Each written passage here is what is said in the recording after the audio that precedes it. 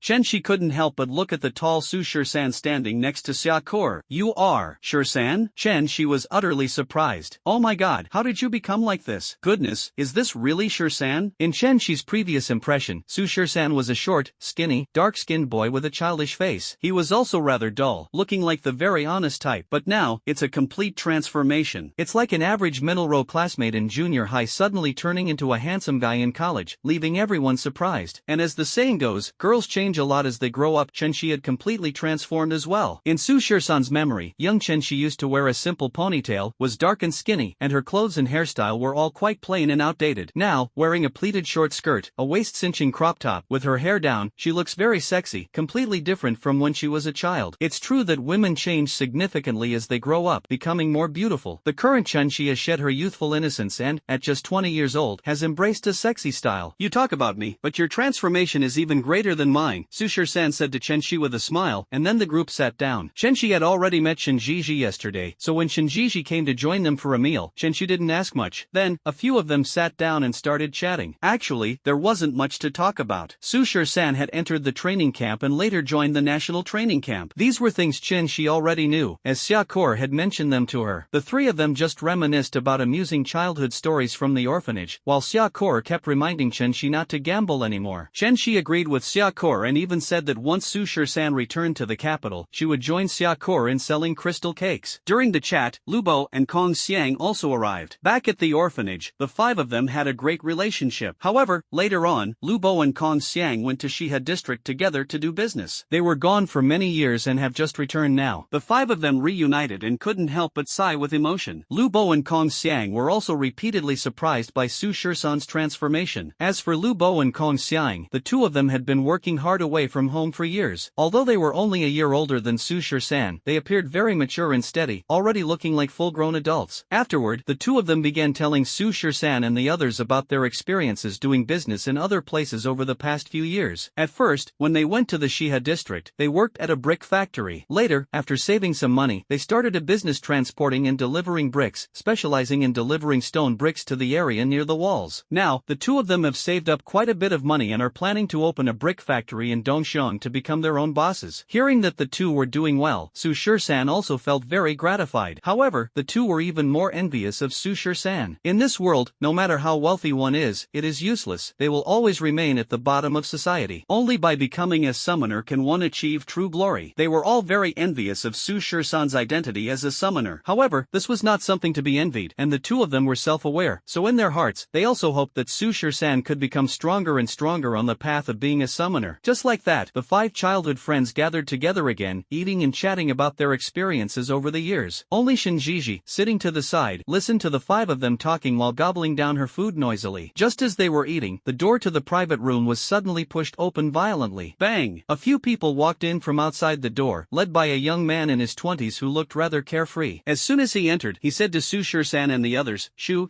you guys, stop eating and hurry up and get out. At this moment, the restaurant's waiter hurriedly entered the private room and explained to the young man with some difficulty, Brother Wang, everyone who comes to our restaurant to eat is a guest, and they reserved this private room a day in advance. They're in the middle of their meal, so it's really not appropriate to drive them away. How about I arrange another private room for you? The one next door has just been cleaned. I can't believe how clueless you are. Don't you know this private room is Brother Kwan's favorite spot? Every time he comes here to eat, we must sit in this private room. Wang Daong rudely patted the waiter on the head, acting extremely arrogant. Yes, I know, but we didn't know you were coming to eat today, and you didn't notify us, so we need to notify you just to come here and eat? At this moment, Lubo and Kong Xiang in the private room also recognized Wang Daong. This Wang Daong was from the Dongxiang Regulatory Office, responsible for reviewing land and shop permits. Lubo and Kong Xiang wanted to open a brick factory in Dongxiang, and they had to get his approval. So, yesterday afternoon, Lubo and Kong Xiang asked someone to find Wang Daong, treated him to a meal, and even slipped him a big red envelope. Only then did Wang Daong readily agree to take care of the brick factory matter. So, Lubo and Kong Xiang immediately moved closer and said, Brother Wang, it's us. We just had dinner together yesterday. Don't you recognize us? Seeing Lubo and Kong Xiang approaching, Wang Daong immediately recognized the two of them. Oh, it's you two. That's right, Brother Wang. Today, I invited a few friends for a meal, so we occupied this private room. I hope you can be understanding. We'll leave as soon as we finish eating, Lubo and Kong Xiang said politely. Yesterday, Wang Daong had just received red envelopes from the two, so he didn't make things difficult for Lubo and Kong Xiang. However, he still patted Lubo on the shoulder and said, Listen, brother, if it were just me eating here today, I'd definitely give you face. But today, I'm hosting Brother Quan, the deputy team leader of the Dongxiang Regulatory Bureau. So, it's not that I don't want to give you face, but honestly, I'm in a tough spot. So, I kindly ask you guys to leave quickly. Hearing Wang Daong insist on them leaving, Lubo and Kong Xiang's expressions turned sour. Today, they had specially invited Su-Shur-san and their orphanage friends for a meal, and now they were being asked to leave before finishing. No one would be happy about that. So, Lubo continued to smile apologetically and said, Brother Wang, these friends are quite important to them today. Leaving without finishing the meal doesn't seem appropriate. Please, do me a favor. How about you move to the private room next door? I'll cover all the expenses for today. Hey, let me tell you guys something. You two really don't know how to appreciate kindness, huh? I've already said, if it were just me today, I'd give you some face. But today, I'm hosting Brother Quan. So hurry up and get out of here. Wang Daong's face immediately turned cold, showing no regard for Lubo and the others. Lubo and Kong Xiang didn't dare to offend Wang Daong either, as they would need his help in the future for their brick factory in Dongxiang. At that moment, Shinjiji, who was spinning her rice at the table, glanced at Wang Daong and his two companions and retorted, Hey,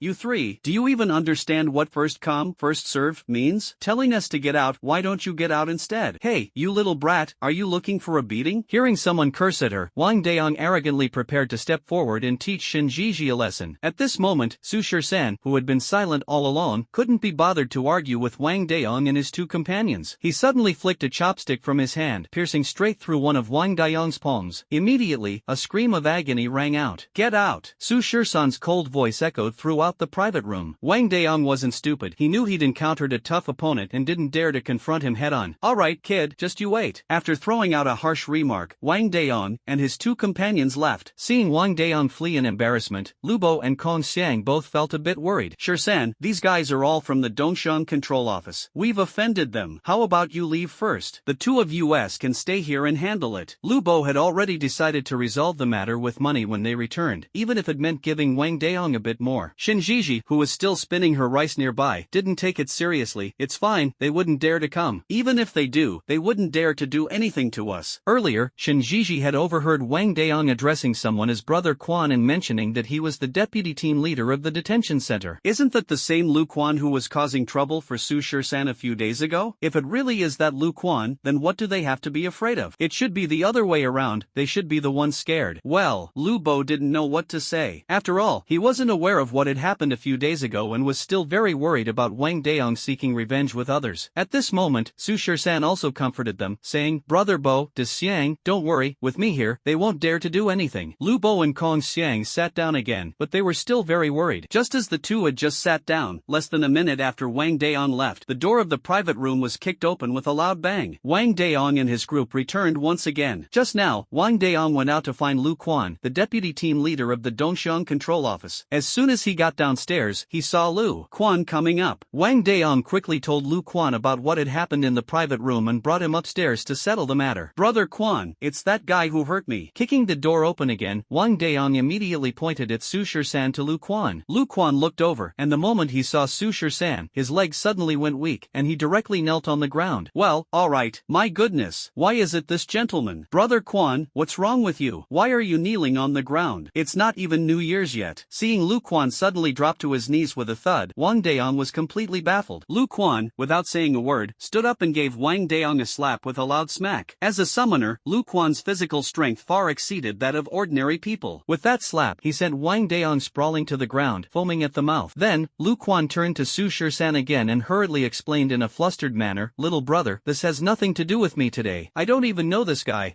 Alright, get lost quickly. I'll pretend I didn't see anything," Su Shisan said, not bothering to waste words with him. Yes, I'm leaving right away." Lu Quan, as if granted amnesty, immediately dragged the fallen Wang Daong and Wang Daong's two lackeys out of the private room. After leaving the private room, Wang Daong's two lackeys were completely bewildered. "Brother Quan, why did you hit Brother Yong? That kid?" Before this lackey could finish his question, Lu Quan slapped him across the face again. "Damn it, if you want to die, don't drag me into it." After saying that, Lu Quan turned around and left, even trembling as he went downstairs. At this moment, the two lackeys also understood that the young man in the private room was no ordinary person. They quickly carried Wang Daong out as well. In the private room, Lu Bo and Kong Xiang, along with Chen Shi, were all very confused. What exactly just happened? That deputy captain named Lu Quan seemed to be very afraid of Su Shisan. Snap, Shisan, this. Brother Bo, let's wait for Kur to tell you about this when she comes back. Let's not let what happened earlier affect our mood. It's rare for us to gather together, so let's just focus on drinking today. In response, Lu Bo and Kong Xiang stopped asking further questions, because they had already guessed the general reason in their hearts. 13th's identity as a summoner must be why the other party was so afraid of him. Thinking of this, the two felt very relieved, gratified by the growth and strength of Su Shisan nowadays. Afterward, the group continued eating, drinking, and chatting. The earlier incident was just a minor interlude. Seeing Lu Quan and the others so afraid of him, Su Shisan no longer worried about Xia Kur. Su Shisan was only concerned that after he left, Lu Quan and the others might trouble Xia Kur. Now it seems that his worries were completely unnecessary. This group of people is already thoroughly afraid of him, and with Hua Shouqing's care, Su Shisan is now completely at ease leaving Xia Kur here. 3 days passed in the blink of an eye. Su Shisan had already stayed in Dongxiang for 8 or 9 days, and today it was time to return. At the time of departure, Lu Bo, Kong Xiang, and Shen Shi all came to see him off, and Xia Kur was especially reluctant to part. Before leaving, she hugged Su Shisan for a long time, feeling extremely unwilling to let go. Xia Kur understood a truth. If love is meant to last, why should it matter whether you are together day and night? Parting is for the sake of reuniting again. In the end, Su Shisan took Shen Jiji and set off once more on the road back to the imperial capital. This time, the bus didn't break down, nor did it stop halfway. It traveled smoothly all the way to the imperial capital. Very soon, after getting off at the imperial capital station, Su Shisan said to Shen Jiji, "We've arrived at the imperial capital. I should head back now. You should hurry home too. You've been out alone for so long. Your parents must be very worried about you." Shen Jiji pouted. Although she didn't really want to go home, after being away for so long, she missed her mother. No matter how willful she was, she had to go back home. After that, the two parted ways. Shen Jiji returned to the Shen family, while Su Shisan returned to the national training camp. Just after returning to the national training camp, the staff responsible for managing letters came over to deliver another letter to Su Shisan. The letter was written by Lin Muxue to Su Shisan, who opened it. "Junior brother Su, I came to the national training camp to find you a couple of days ago, but you weren't there. I asked old Chen, and he said you had gone home to visit your family. I initially thought about contacting you via radio, but then I figured you hadn't been home for several years, so I decided not to disturb you and left you a letter instead. Regarding our fake marriage, I've already informed my grandfather. He has also cancelled the verbal engagement with the Shin family, and he supports the idea of us getting married. Besides that, there's one more thing I want to trouble you with. Ever since you won the Summoner Championship for our Dragon Nation, many families and influential figures in the imperial capital have sent their children to propose marriage to you. At that time, I will represent our Lin family and marry you, which will give our engagement a formal reason. Apart from me, our Lin family has also sent my second uncle's daughter, who is my cousin. She and I grew up together, and I told her about Our fake marriage. Yeah, that girl is afraid of marrying someone else in the future, so she also wants to stage a fake marriage with you. I haven't agreed to her request for now. I know this definitely requires your consent, so I specifically came to ask for your opinion. If you have returned to the imperial capital and received this letter, please give me a wireless call in reply. After reading this letter, Su Shur-san also understood Lin Mushue's request. Subsequently, Su Shur-san made a wireless call to Lin Mushue. On the phone, Lin Mushue once again explained Lin Yaya's situation to Su Shur-san. The so-called helping others to the end, sending Buddha all the way. Since Su Shur-san had already agreed to a fake marriage with Lin Mushue, he didn't mind adding Lin Yaya to the mix. So, Su Shur-san agreed as well. After finishing the call with Lin Mushue, Su Shur-san went to find old Chen. After all, coming back from home, he definitely had to report to old Chen. Back in Mr. Chen's office again, Mr. Chen was still sitting at the desk reading a book, deeply engrossed in his research. Knock, knock, knock. Su Shur-san knocked on the office door. When Mr. Chen saw that Su Shur-san had returned, he quickly welcomed him in. Shur-san, you're back. Come in, come in. Su Shur-san walked into the office. Shur-san, how was your trip back home this time? Chen Lao asked with concern. Thank you for your kind concern. This time, I had a great time back home. It's still the hometown that makes one nostalgic. I even brought you a local specialty from there. As he spoke, Su Shur-san placed the crystal cake that Xia Kur had given him on Chen Lao's desk. Mr. Chen, this is crystal cake my sister made herself. Please try it when you have time. This time returning to the capital, Xia Kur brought a lot of crystal cake for Su Shur-san, and also brought plenty for Shinjiji. What was given to Mr. Chen was just a portion. Is that so? You little one are quite filial. I had this when I was young, but haven't tasted it since then. I wonder if the flavor is the same as when I was young. Then, teacher, please try a piece first. Alright, I'll give it a try. Old Mr. Chen picked up a piece of crystal cake and took a bite, immediately praising it repeatedly.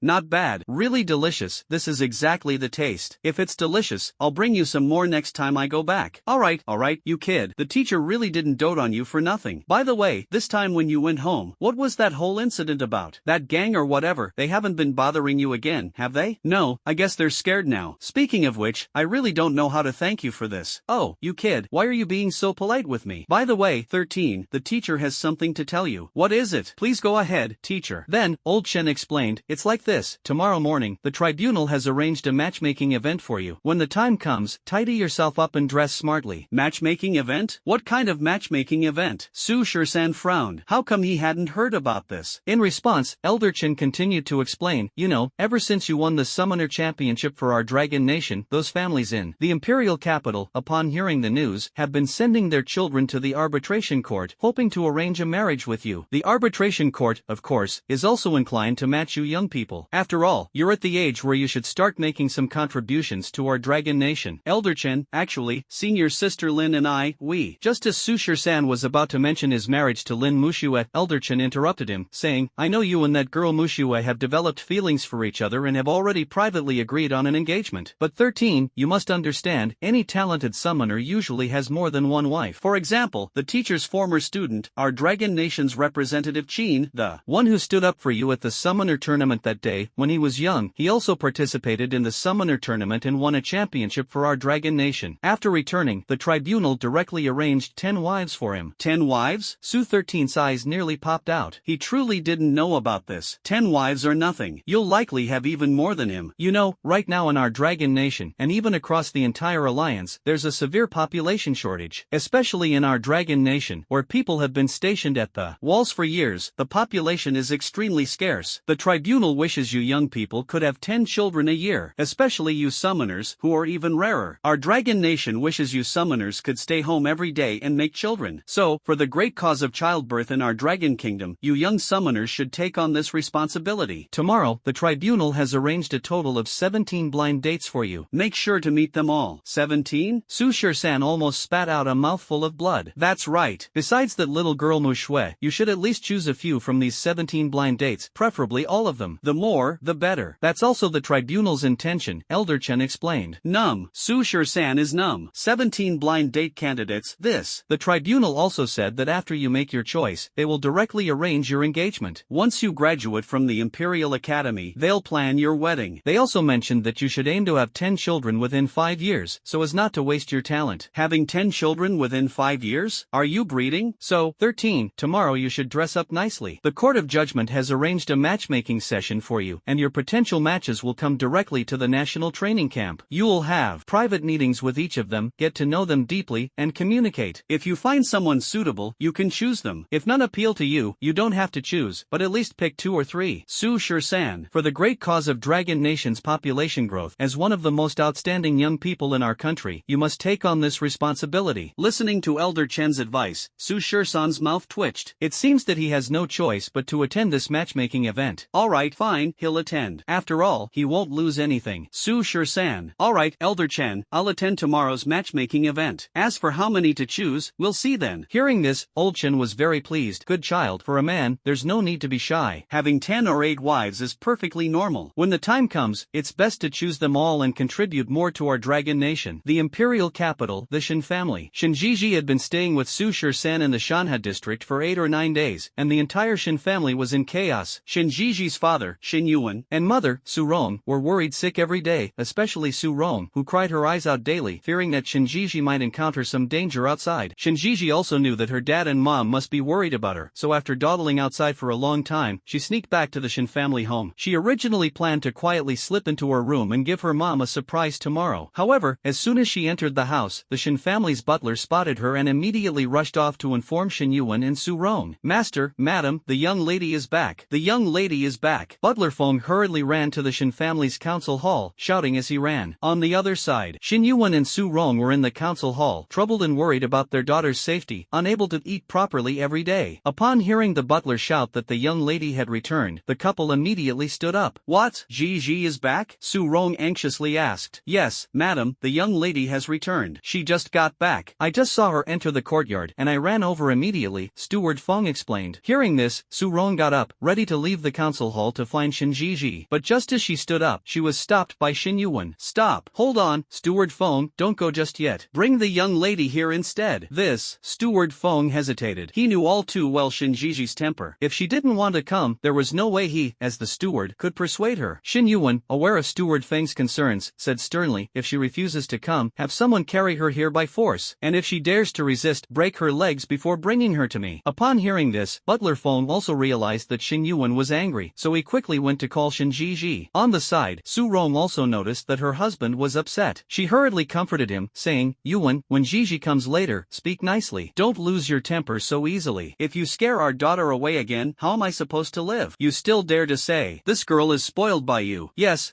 it's all my fault for spoiling her. You're the perfect father, isn't that right? Su Rong retorted. You? Shin Yuan stopped speaking, his face dark as he waited for Shinjiji to come over. Soon, a few minutes later, the butler brought Shinjiji over. Shinjiji glanced at her father's expression, then noticed her mother giving her a look. Shinjiji immediately understood. Then, after arriving at the council hall, she meekly and softly called out, Dad, Mom, have you eaten yet? Shin Yuan ignored her and directly shouted angrily, kneel down. Thud. Without a word, Shinjiji immediately knelt on the ground. You still remember you have a father like me. Let me ask you, where have you been these past few days? Shinjiji pouted and still replied, I went to play in the Shanha district for a few days. Shanha district? The couple was also startled by Shinjiji. The Shanha district is very far from the imperial capital, so how did this little girl manage to get there? You've got some nerve. Going to Shanha district. Aren't you afraid of encountering danger on the way? What danger could there be? I'm a summoner, Shinjiji said with a pout. In fact, she felt guilty when she said this, because that day, the night the bus stopped in the forest, if it hadn't been for Su Shur-san, she might have been in serious trouble. Thinking about that time, Shinjiji still feels a bit scared. I'm asking you, do you dare to run off again in the future? I don't dare anymore. I'll definitely listen to you two elders from now on, Shinjiji promised obediently. As for Shinjiji's words, which were basically nonsense, Shin Yuan didn't believe them at all. He knew his daughter's temperament all too well. She would act obedient and submissive when he was angry, but afterward, she would still be as willful as ever. But Shin Yuan didn't dwell on these things, because there was something very important happening tomorrow. So, he asked Shinjiji, alright, since you're being obedient, Dad will give you an order. Are you willing to follow it? I'm willing.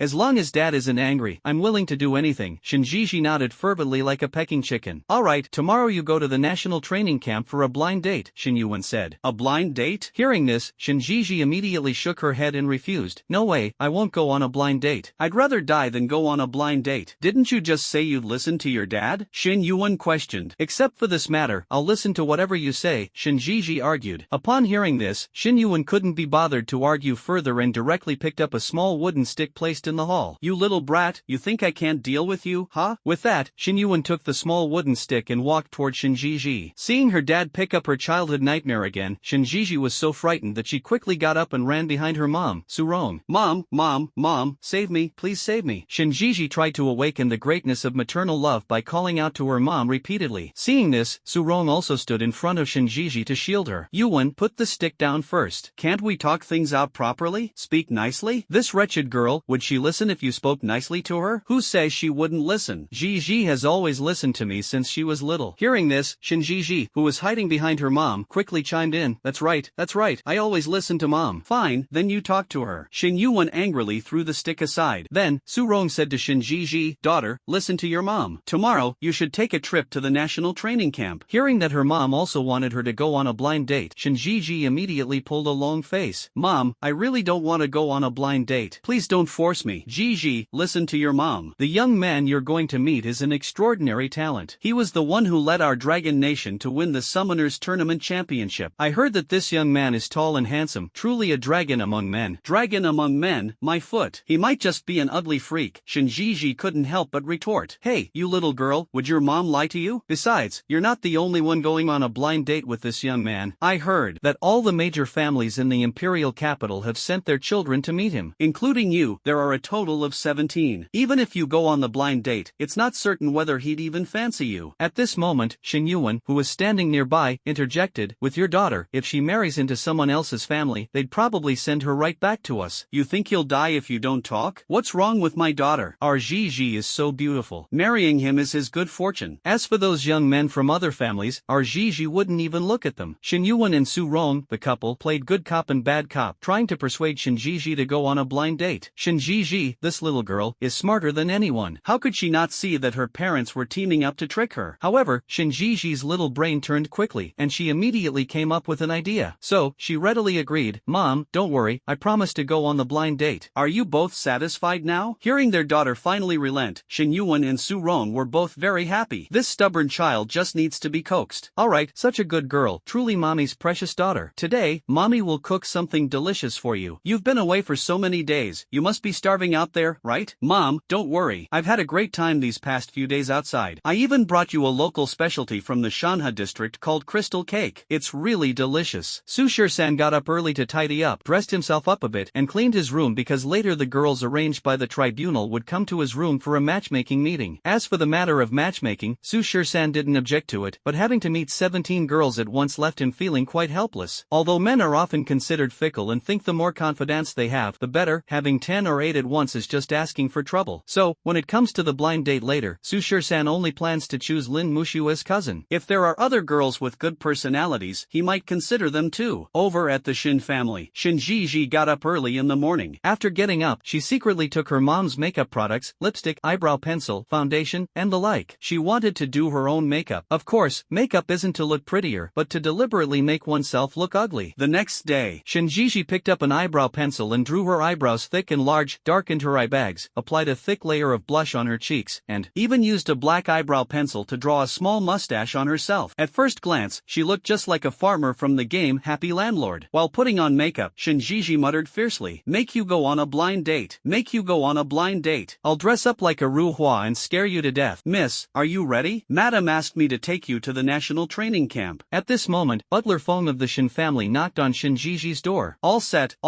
coming out right away. Shinjiji finished her makeup, then put on a hat that concealed her appearance and stepped out. Butler Fong saw his young lady wearing a bamboo hat and couldn't help but ask, "Miss, why are you wearing that thing?" "I'm going on a blind date. Can't I be shy?" Shinjiji replied. Butler Fong was somewhat speechless. Shy? Meeting you, it's almost the man being shy. However, Butler Fong would never dare to say this in front of Shinjiji, nor would he dare to ask anything. Afterward, Butler Fong took Shinjiji to the national training camp for a matchmaking meeting. Over at the national training camp, after Su Shir-san tidied up his room, the first matchmaking candidate was led to Su Shir-san's room by a staff member. Su Shir-san's first blind date was with a child of the Shao family from the imperial capital, named Shao Ranran, who had just turned 18 this year, about a year younger than Su Shir-san. She was about 1.68 meters tall, very attractive, and spoke in a gentle and pleasant manner. On a scale of 10, she was at least an 8 or 9, a stunning beauty. As soon as the young lady entered the room, she even bowed to Su Shir-san and addressed him as young master, clearly a girl from a prominent family. Su Shir-san sat opposite her, chatting in the room for about 10 minutes. They talked about common on topics such as hobbies, family situations, and daily cultivation. After the conversation, Xiao Ranran left. After all, there were still 16 more matchmaking candidates to go. Each woman coming to meet Su Shisan could only chat with him for about 10 minutes. If each conversation lasted half an hour, wouldn't the people waiting afterward have to wait all day? After the Xiao family member left, under the guidance of the staff, another matchmaking candidate entered Su Shisan's room. This young lady's surname is Tao, and she is a child of the Tao family. She is also very beautiful, with an even better figure than the previous one. Su Shisan chatted with her about various topics, discussing hobbies, and talking about aspirations. Just like that, an hour passed, and Su Shisan had already met 4 blind date candidates. These 4 blind date candidates were all children of prominent families in the imperial capital. They were all very beautiful, elegant, and virtuous. If Su Shisan has to choose, any of these 4 will do. This is just like filling out college entrance exam preferences. Su Shisan can accept adjustments. After the 4th blind date candidate left, the staff brought in another one. This young girl looked much more youthful than the previous ones, appearing to be just around 17 years old. She was very delicate, like a porcelain doll, and seemed about the same age as that little girl Shinjiji. As soon as he entered the door, before Su Shisan could say anything, the young girl said, "Are you Su Shisan? You look quite handsome." The young girl's big, bright eyes darted around as she sized up Su Shisan, making him feel a bit self-conscious. Just as Su Shisan was about to ask who she was, the young girl introduced herself directly. "Hello, my name is Lin Yaya. My cousin is Lin Mushue." Hearing this, Su Shisan immediately understood. "Oh, so you're the Yaya that senior sister Lin mentioned." Lin Yaya immediately nodded obediently. Then she asked, "How should I address you?" "Whatever you feel like." Su Shisan smiled, indicating she could decide freely. "Then I'll call you Brother 13, Lin Yaya said. "Anything's fine. Brother 13, my sister often talks about you. I thought you'd look average, but I didn't expect you to be so handsome." Hearing Lin Yaya's compliment, Su Shisan immediately took a liking to this adorable and sweet-talking girl. "You really have a way with words, girl." Lin Yaya was amused by Su Shisan. Her eyes curved into crescents like a crescent moon as she laughed. "Brother Shisan, my sister told me that you two are in a fake marriage. I know my sister doesn't want to marry that Shin Xianong. I've met Shin Xianong once, and he really isn't as handsome as you. He's dark-skinned and not very good-looking. Plus my sister has no feelings for him. That's why my sister wants to have a fake marriage with you. I heard from her that after the fake marriage, neither of you will interfere with each other's freedom. I think that's pretty good. But 13th brother, do you like my sister?" Lin Yaya chattered on for a long time and finally asked Su Shisan this question. In response, Su Shisan replied,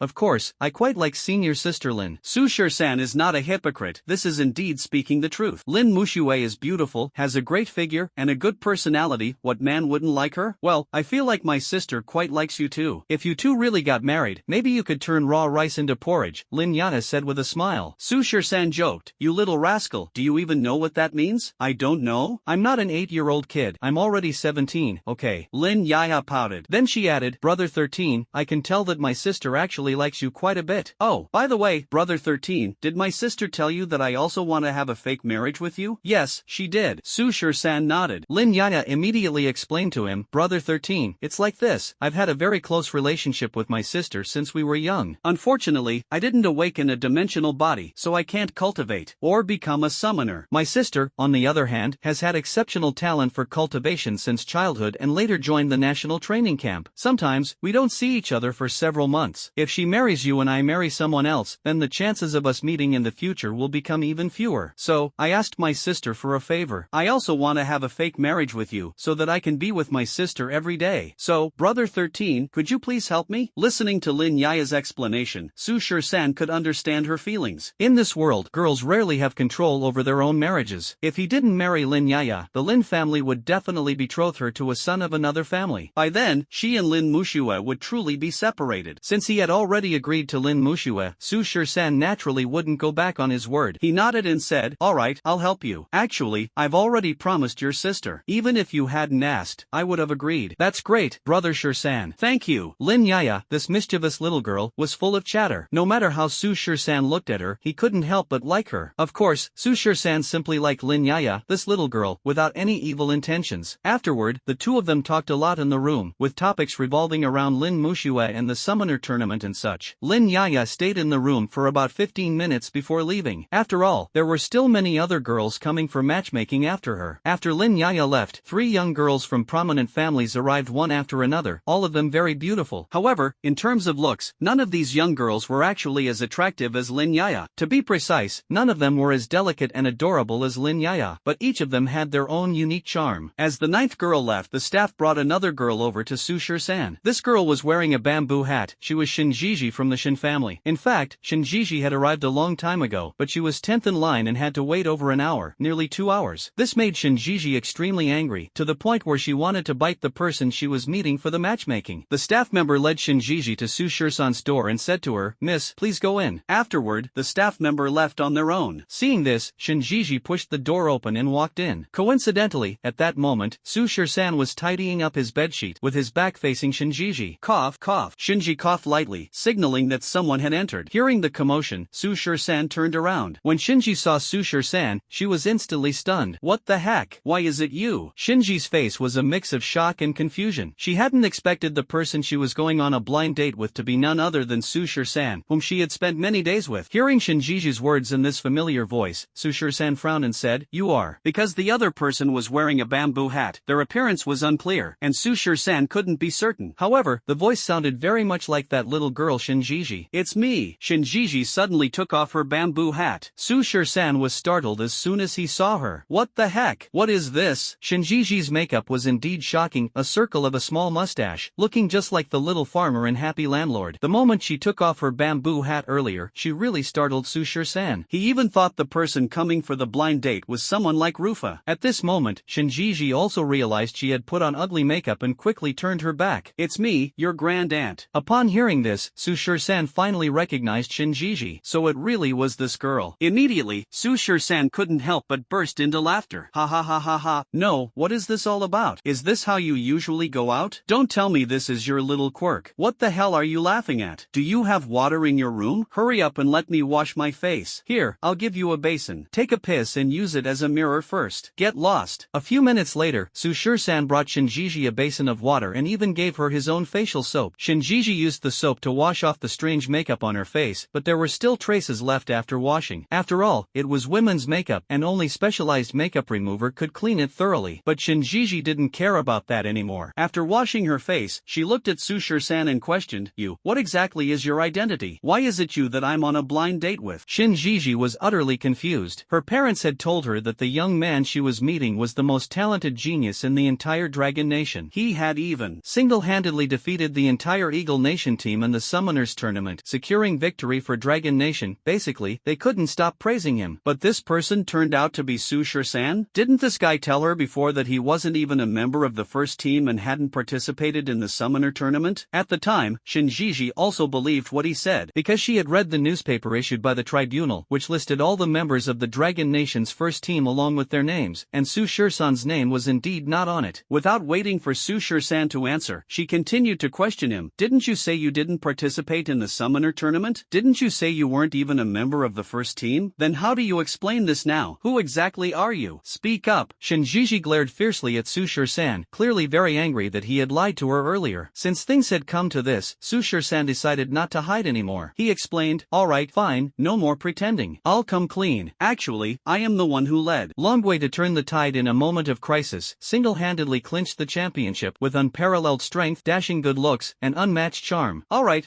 I'm not interested in knowing who you are anymore," Shinjiji interrupted him directly. Actually, Shinjiji has already guessed who Su Shur-san is. This guy is probably the one her mom mentioned, the genius summoner who led Longwei to victory in the competition. Thinking of this, all the doubts in Shinjiji's heart were resolved. She now understands why Su Shur-san is so formidable. Back in Dongxiang, even Su Dashang, a C-level summoner, along with 2 D-level summoners, was no match for him. A single phone call from him was enough to scare Su Dashang and the others to death. It turned out to be because of his champion status. Thinking of this, Shinjiji directly kicked Su Shur-san in the leg. "You scoundrel, how dare you lie to me? You even said you're not a member of the first team, not even the second team. I don't believe a word of it." After one kick, Shinjiji still wasn't satisfied and kicked Su Shur-san several more times. "Hey, you're questioning me now. May I ask, who are you, sir?" Su Shur-san retorted. Actually, even if Shinjiji didn't say anything now, Su Shur-san could already guess the general situation. Shinjiji's surname is Shin, and in the imperial capital, there's only one Shin family, the one that is allied by marriage with Lin Mushua's family. This little girl is probably someone from the Shin family. Sure enough, Shinjiji admitted directly, "I am from the Shin family in the imperial capital." "So what? Do you have a problem with that? Then when you were in Dongxiang, didn't you also hide your identity from me?" Su Shur-san questioned. I had my reasons for that. Besides, I never never denied being from the Shin family, you just never asked. Shinjiji defended herself. Alright, I won't argue with you. Since you're from the Shin family, let me ask you, what is Shin Xianong of the Shin family to you? Su Shur-san asked. He is my brother, Shinjiji replied. Biological brother? Of course, my biological brother. Shinjiji continued nodding. Hearing this, Su Shur-san couldn't help but think to himself how absurd this plot was. Then, Su Shur-san waved his hand and said to Shinjiji, alright, I got it. You can go back now. Hearing this, Shinjiji immediately became displeased. What do you mean, just let me go back? Do you think I'm that easy to fool? If I had known it was you I was going on a blind date with, why would I have gone to all that trouble? I would have just married you directly. Su Shur-san almost spat out a mouthful of blood. What the heck? Marriage? What kind of reaction is that? The line of people chasing after me stretches all the way outside the wall, and you're still not willing to marry me? Shinjiji unhappily kicked Su Shur-san again. Alright, stop messing around. Hurry up and go home to your parents. Su Shur-san treated it as if she were joking. After spending so many days together, Su Shur-san did quite like Shinjiji, but it was just a simple fondness, the same as with Lin Yaya. Marrying her? Su Shur-san definitely didn't have a fetish for that. Compared to petite girls like Shinjiji and Lin Yaya, Su Shur-san still prefers mature women a bit more. Staying with these little girls, Su Shur-san felt nothing at all. Who's joking with you? I really want to marry you, but not a real marriage, it's a fake marriage to fool my parents, Shinjiji explained. This time, when Shinjiji came, Shin Yuan, Su-ron, and the entire Shin family all wanted Shinjiji to marry Su Shur-san. If Su Shur-san didn't choose Shinjiji, the Shin family would continue to arrange other marriages for her. After all, Shinjiji was also approaching the age for marriage. So, Shinjiji immediately thought of the idea of a fake marriage with Su Shur-san. Once she was with Su Shur-san, she could fool her parents and wouldn't have to be pressured into blind dates and marriage anymore. But this completely baffled Su Shur-san, who blurted out, "You want to fake marry me too? What do you mean by also?" Shinjiji looked at Su Shur-san with a face full of doubt. Nothing.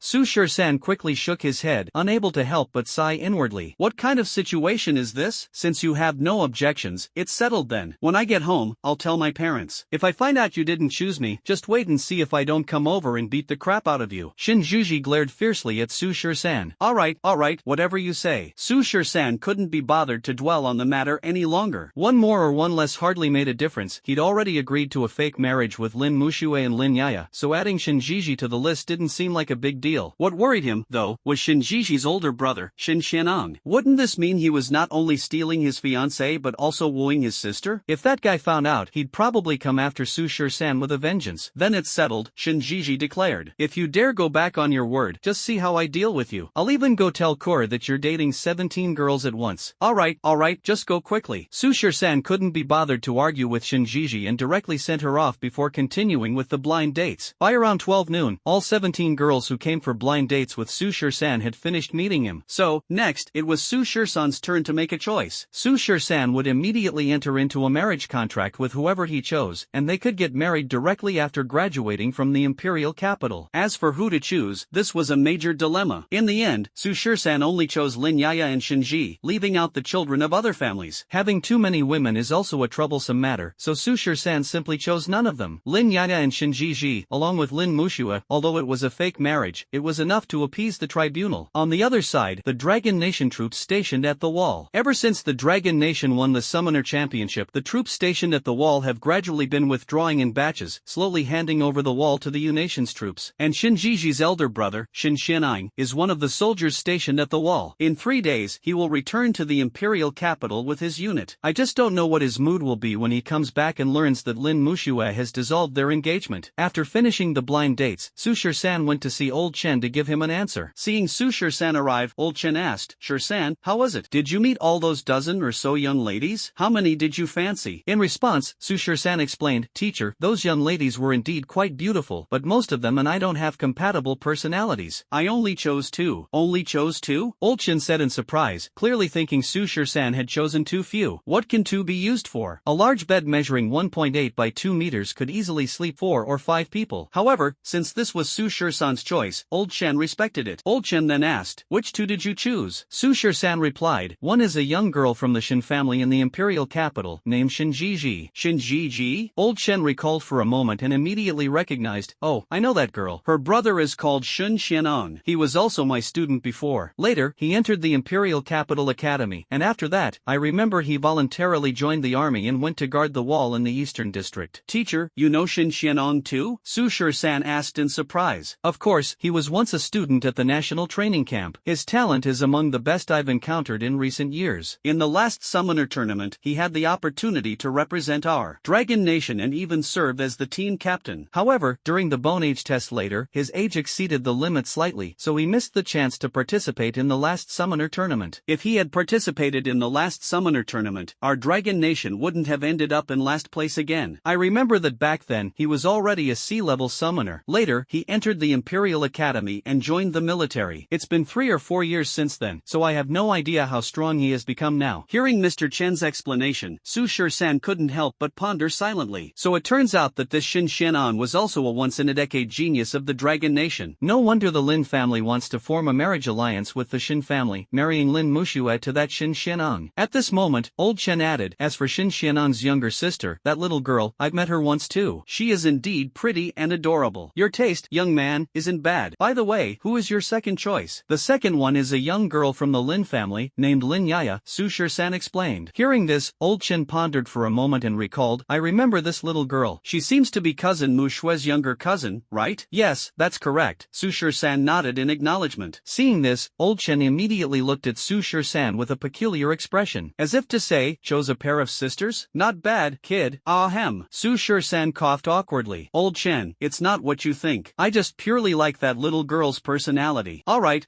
I don't understand you young people's matters. Since you've chosen these two little girls, I'll just report it normally to the tribunal. When the time comes, the tribunal will arrange your engagement. After saying this, old Chen added, if you feel it's too few in the future, after graduating from the Imperial Academy, the tribunal can still arrange more matchmaking candidates for you. Just like this time, you can have as many as you want. Let's talk about it later. Su Shur-san felt a bit embarrassed. This kind of situation was truly a headache. Afterward, Su Shur-san left old Chen's place and prepared to go back and pack his things, as he was set to report to the Imperial Academy the day after tomorrow. After Su Shur-san left, old Chen reported Su Shur-san's chosen partner truthfully to the tribunal that same day. The next day, the tribunal, on behalf of Su Shur-san, delivered betrothal gifts to the Lin family and the Shin family. The Shin family was naturally delighted. Shinjiji married Su Shur-san, and their Shin family might very well have an extraordinary son-in-law in the future, making the Shin family even stronger. The Lin family was naturally just as happy as the Shin family. In their Lin family, 2 of their children had married Su Shur-san, making the relationship even more solid. Of course, where there is joy, there is also concern. Shinjiji's mother, Su Rong, was quite worried. Her daughter, Shinjiji, married that young man, and the tribunal even sent a betrothal gift. Moreover, Shinjiji, that little girl, seemed genuinely happy about it, which naturally made her happy as well. The only thing that worried her was her son, Shin Xianang. Originally, Shin Xianang was engaged to Lin Muxue from the Lin family, but a few days ago, old Master Lin from the Lin family personally came to call off the engagement. Her son Shin Xianang would be coming back in a couple of days, so how should she tell him about this? This really made Su Rong anxious. It was also the day Su Shur-san went to report to the Imperial Capital Academy. The next day, early in the morning, Su Shur-san, led by a staff member of the tribunal, headed to the Imperial Capital Academy. The Imperial Capital Academy is located at the northernmost part of the Imperial Capital, built on a barren land far from the bustling center of the city. Around the Imperial Capital Academy, there are no buildings, and within a radius of 10 miles, there is no sign of human habitation. It is almost isolated from the world, designed to allow the students inside to focus solely on their cultivation. Arriving at the entrance of the Imperial Capital Academy, the grand gate of the academy was quite imposing, and surprisingly, the gatekeeper was a C-rank summoner. After arriving here, Lin Muxue was also waiting for Su Shur-san at the entrance. It wasn't just Su Shur-san who was entering the Imperial Capital Academy to train. Lin Muxue was also going to join the academy. In addition to Su Shur-san and Lin Muxue, the team members who participated in the Summoner Tournament had also come to the Imperial Capital Academy. The staff members saw Su Shur-san and Lin Muxue meet, so he left. Afterward, under Lin Muxue's guidance, Su Shur-san followed her into the academy. Sister Lin, when did you arrive? I just got here too. By the way, junior brother Su, thank you so much for helping with the fake marriage this time. Yesterday, the tribunal sent the betrothal gifts to the Lin family outside, and my parents and grandfather were very happy. This is nothing, just a small favor, Su Shur-san said indifferently. Anyway, I still want to thank you. And Yaya, she also asked me to thank you. She even said you're a really good person and that she likes you a lot. Hearing that Lin Yaya had given him a good person card, Su Shur-san smiled. For that sweet-talking little girl, Su Shur-san was very fond of her. By the way, senior sister, I don't know much about this Imperial Capital Academy. Can you tell me about it? Originally, Su Shur-san wanted to consult Elder Chen about this matter, but Elder Chen said that Muxue, that little girl, was well informed about the general situation of the Imperial Capital Academy and directly told Su Shisan to ask her. Lin Muxue nodded and then explained, the Imperial Capital Academy is the highest institution in the Dragon Nation. It is filled with the youngest and most talented geniuses of the Dragon Nation. To enter the Imperial Capital Academy, the minimum requirement is to be an E-level summoner. Moreover, the Academy has a rule that if you don't reach the level of a C-level summoner by the age of 23, you will be directly dismissed.